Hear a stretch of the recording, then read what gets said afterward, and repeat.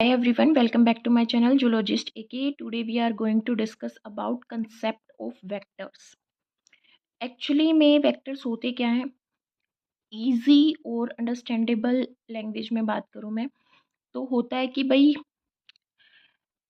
Vector transmission का काम करता है। जैसे हम वो बोले कि मेरे को यहाँ से जम्मू कश्मीर जाना है तो मैं वोल्वो में जा रही हूँ, तो वोल्वो एक वेक्टर का काम कर रहा है। वैसे वो एक ट्रांसपोर्ट सिस्टम है, इसी तरह से वेक्टर होता है। ठीक है, मेरे को यहाँ से मतलब मैं यहाँ पे अभी हरियाणा में हूँ, तो हरियाणा से लेके मेरे को कहाँ पे ड्रॉप करेगा? जम्मू एंड कश्मीर में। तो दो स्टेट के बीच में एक वेक्टर का काम कर रहा है, मतलब एक ट्रांसपोर्ट सिस्टम का काम कर रहा है। कौन? वॉल्वो। सिमिलरली यहाँ पे जो वेक्टर होता है वो कोई भी इंसेक्ट हो सकता है। इंसेक्ट हो सकता है अगर हम डिजीज़ के केस में बात कर रहे हैं। ठीक है, इसको हम बायोटेक्नोलॉजी में भी वेक्टर्स पढ़ते हैं जो जीन का ट्रांसमिशन करते हैं। ठीक है, don't get confuse between two. मैंने और अलग से वीडियो बना रखी है, ऑलरेडी मेरे चैनल पे अवेलेबल है। अ, वो हम वेक्टर्स जो बात करते हैं वो बायोटेक में पढ़ते हैं। ये वेक्टर्स हैं हमारी, हम इसको पैरासिटोलॉजी में पढ़ते हैं। ठीक है, पैरासाइट कैसे एंटर करता है हमारी बॉडी में। ठीक है, डिफरेंट वायरसेस कैसे एंटर करते हैं, प्लाज्मोडियम कैसे एंटर करता है। तो यहाँ पे कोई भी पैथोजन होगा, हमारा क्या होगा? पैथोजन, मतलब कोई भी डिजीज कोजिंग ऑर्गेनिज्म होगा। ये डिजीज कोजिंग ऑर्गेनिज्म हमारा राउंड वॉर्म भी हो सकता है। अगर हम फिलायरेसिस की बात करें, राउंड वॉर्म भी हो सकता है। और बहुत सारे हमारे प्रोटोजोआन्स होते हैं। प्रोटोजोआन्स होते हैं जिनसे हमारी डिजीज होती हैं। जैसे हम बात करें ट्राइपेनोसोमा से होती हैं, प्लाज्मोडियम से होती हैं। ठीक है, तो इन प्रोटोजोआ को या फिर राउंड वॉर्म्स को, ये क्या है? पैथोजन है। क्यों है पैथोजन? क्योंकि ये डिजीज कोजिंग ऑर्गेनिज्म है। ठीक है, इनको इनको कहाँ पे अपने अंदर लेके जाता है? ये वेक्टर क्या होगा? कोई भी इंसेक्ट हो जाएगा। ठीक है, ये इंसेक्ट अपने अंदर इनको लेगा। ठीक है, और उसको फीड कराएगा, ग्रो करवाएगा। और फिर ये जो इंसेक्ट है जैसे भी बाइट करेगा, किसी कैटल को बाइट कर ले, हॉर्स को कर ले, ठीक है, ह्यूमन बींग को कर ले, बर्ड्स को कर ले, उसमें इंजेक्ट कर देगा। तो बीच में ये वेक्टर क्या कर रहा है? ट्रांसमिशन का काम कर रहा है। ठीक है, तो हम मोस्टली इंसेक्ट्स कौन से फाइलम के अंदर आते हैं? आर्थ्रोपोडा के अंदर आते हैं। ठीक है, arthropoda is a phylum, it is a phylum. तो आर्थ्रोपोडा के अंदर क्या आते हैं? वेक्टर आते हैं। और आर्थ्रोपोडा में दो हम क्लासेस पढ़ते हैं, एक इंसेक्टा और दूसरी हमारी क्या होती है? एरेक्डीना, जिसमें हमारी क्या आती है? स्पाइडर वगैरह आती हैं। तो arthropoda and arthropod responsible for transmission of parasites. Parasite जो हमारी बॉडी में सर्वाइव करेगा, हमें डिजीज कोज करेगा, हमारी ही बॉडी से न्यूट्रिशन लेगा। ठीक है, अमोंग वर्टिब्रेट, वर्टिब्रेट कौन है? जिनमें क्या है? वर्टिब्रा प्रेजेंट है। वर्टिब्रा प्रेजेंट है। और ये कहाँ से? नोटोकोड से बनी है, नोटोकोड से डेवलप हुई है। नोटोकोड का ओरिजिन मिजोडम से ओरिजिनेट हुई है। नोटोकोड, नोटोकोड से वर्टिब्रा। वर्टिब्रल कोलम जिसमें मिलता है, जिसमें हमारे फिशेस, एम्फीबियंस, रेप्टाइल्स, बर्ड्स और मैमल्स आते हैं। तो वर्टिब्रेट में ये वर्टिब्रेट क्या करती है? वर्टिब्रेट की बॉडी क्या करती है? होस्ट का काम करती है। उसको पलने देती है, फीड करने देती है, इन्फेक्शन स्प्रेड करने देती है। किसको? पैथोजन को। ठीक है, तो आर्थ्रोपोड्स में इंसेक्ट्स जैसे मॉस्किटोज है, टेस्टस फ्लाई है जो स्लीपिंग सिकनेस करती है, सैंड फ्लाई है, ब्लैक फ्लाइज हैं, लाइस हैं, फ्लीज हैं, किसिंग बग्स हैं, ये सब क्या हैं? These act as a vector. Arachnids की बात करें तो mite, ticks, spiders and scorpion also act as a vector. Mosquitoes में बात करते हैं, एडिस एजिप्टी, ये ए है यहाँ पे। ठीक है, ये एडिस इजिप्टी है, ये आपने नॉर्मली सुना ही है। ठीक है, ये डेंगू कोज करता है और येलो फीवर कोज करता है। क्यूलेक्स मॉस्किटो फिलायरेसिस कोज करता है। फिलायरेसिस का कोई क्योर नहीं है। ठीक है, waste nil and other viruses को भी ये क्या करता है? एज अ वेक्टर अपने अंदर पलपने देता है, उनको बढ़ने देता है। फीमेल एनोफ्लीज मलेरिया कोज करती है, we all know about it. दूसरी बात करें दूसरे इंसेक्ट्स की, या फिर हम बात करें एरेक्निड्स की, तो उसमें आते हैं हमारे tsetse fly. Tsetse fly Insecta में आ गई। ठीक है, Insecta is a class in phylum arthropoda.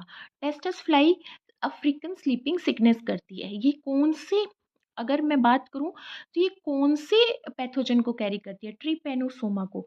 ये फ्लैजिला कोज करते हैं, ट्रिपेनोसोमा, फ्लैजिलेटेड प्रोटोजोआ होते हैं ये, ठीक है।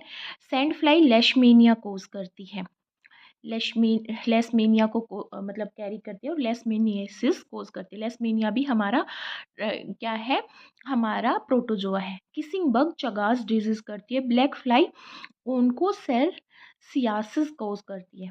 फ्ली प्लेग और टिक लाइम डिजीज और क्रीमियन कोंगो हेमोरेजिक फीवर कोज करती है।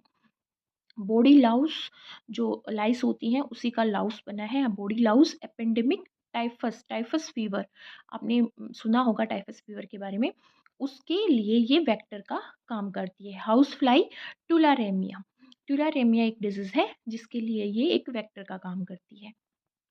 अब जो वेक्टर बोर्न ट्रांसमिशन होता है उसको हम दो क्लासेस में क्लासीफाई करते हैं। एक मैकेनिकल ट्रांसमिशन होता है और एक होता है हमारा बायोलॉजिकल ट्रांसमिशन। मैकेनिकल ट्रांसमिशन हमारा पैथोजन की सर्वाइवल के लिए नेसेसरी नहीं होता, ठीक है।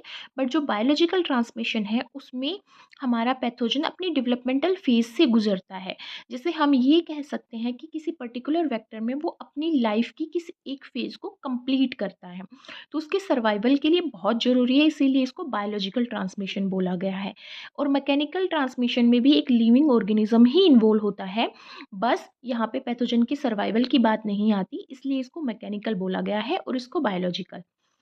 So don't get confused between both. Biological transmission को भी हम फर्दर टू क्लासेस में क्लासीफाई करते हैं based on their mode of transmission. जैसे एक वर्टिकल, एक हॉरिजॉन्टल। वर्टिकल हमारा ट्रांसटेडियल होता है, किस किस के थ्रू ये ट्रांसमिट होता है, टिक्स के थ्रू, किसिंग बग्स के थ्रू। ये ट्रांस जनरेशनल भी होता है। जनरेशन, कौन सी जनरेशन, जैसे फीमेल से प्रोजेनी में जाना या फीमेल से मेल में ट्रांसमिशन होना। जैसे एक ही मॉस्किटो है या एक ही फ्लाई है, उसकी फीमेल से मेल में वो पैथोजन मूव करे या फिर फीमेल से उसकी प्रोजेनी में मूव करे बाय बर्थ, ठीक है। जैसे मॉस्किटोस और टिक्स के केस में ऐसा हो सकता है। हॉरिजॉन्टल बाइट के थ्रू, जैसे मॉस्किटो ने एनाफ्लिस जो फीमेल एनाफ्लिस है उसने एक ह्यूमन बॉडी में को बाइट किया, एक ह्यूमन को बाइट किया, तो वहाँ पे उसकी सलाइवा से गट से इन्फेक्शन स्प्रेड हो जाएगा, ठीक है। वो स्पोरोजोइड्स को इंजेक्ट कर देगी ह्यूमन ब्लड में, ठीक है। तो यहाँ पे बाइट से हुआ, फिसिस से हो सकता है चगास डिजीज, क्रूसिंग क्रूसिंग infected arthropoda epidemic typhus cause करता है। ये जो हमारा हॉरिजॉन्टल ट्रांसमिशन होता है इसके कई कैरेक्टरिस्टिक्स होते हैं। जैसे ये मल्टीप्लिकेटिव होता है, मतलब कि प्रोग्रेसिव होता है। प्रोपोगेटिव होता है, मतलब ये बढ़ता ही जाता है, बढ़ता ही जाता है, नंबर बढ़ जाते हैं केसेस के। आपने सुना होगा मलेरिया के केसेस बढ़ जाते हैं, डेंगू के केसेस बढ़ जाते हैं। डेवलपमेंटल होता है, इसमें स्टेज अलग अलग स्टेज आती हैं। फिलायराइसिस की स्टेज देखें तो पहले कंट्रोल की जा सकती है, बट उसके बाद जो राउंड वॉर्म्स है वो इतनी तादाद में ब्रीड कर लेता है ह्यूमन बॉडी के लिम्फ नोड में कि उसको कंट्रोल कर पाना ऑलमोस्ट इम्पॉसिबल है। बस क्लीनिंग करते हैं लिम्फेटिक सिस्टम की क्लीनिंग करते हैं डॉक्टर्स, बट उसको पूरी तरह से ख़त्म नहीं कर पाते। तो इसकी डिफरेंट स्टेजेस होते हैं। साइक्लोप्रोपगेटिव, मतलब वो अपनी स्टेज को चेंज करता है और इंक्रीज करता है नंबर में, जैसे मलेरिया। अब हम कुछ लास्ट इकोलॉजिकल पैरामीटर्स के बारे में बात करते हैं जो वेक्टर की पॉपुलेशन की ग्रोथ में मेजर रोल प्ले करते हैं। जैसे फूड की availability, space, water, temperature, predation and disease. जैसे अब देखें ह्यूमिड इन्वायरमेंट हो रखा है, एडीज, क्यूलेक्स, एनाफ्लीज की ग्रोथ के लिए एक ऑप्टिमम टेम्परेचर भी है और वेपर भी है, वाटर कंटेंट भी मिलता है। जैसे कूलर में रेन हो रही है तो कहीं पे गड्ढों में कहीं पे पानी होता है, ठीक है, उसको ब्रीड करने के लिए भी एक इन्वायरमेंट मिल रहा है। तो यहाँ पे इकोलॉजिकल पैरामीटर भी बहुत मेजर रोल प्ले करते हैं वेक्टर की पॉपुलेशन की ग्रोथ में।